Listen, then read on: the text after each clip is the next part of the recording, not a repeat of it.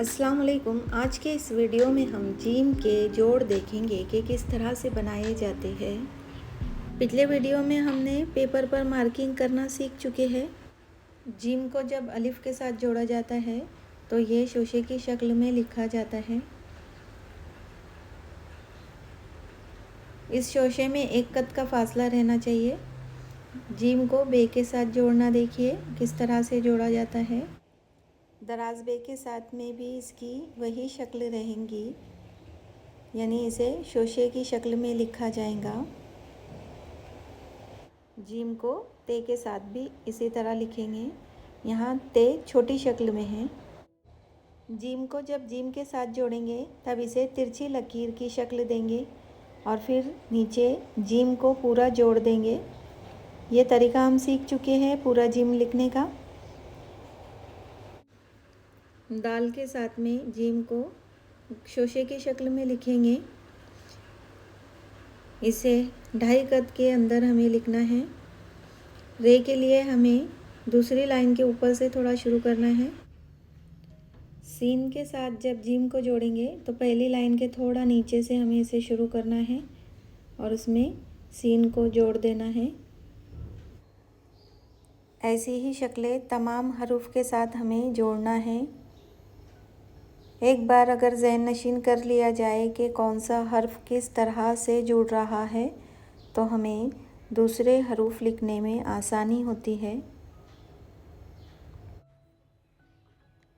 Video आखिर तक देखिए ताकि आपको पता चले कि कौन से हर्फ के साथ में जीम किस तरह से जोड़ा जा रहा है।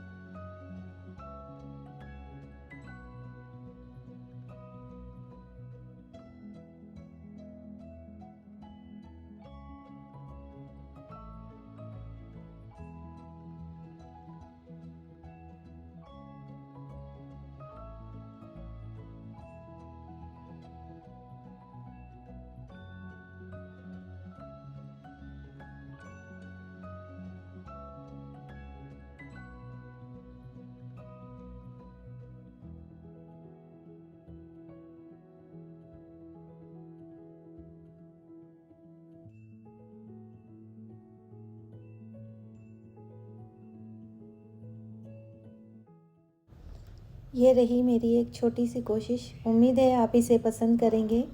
लाइक और शेयर करना ना भूलें। शुक्रिया। अल्लाह हाफिज़।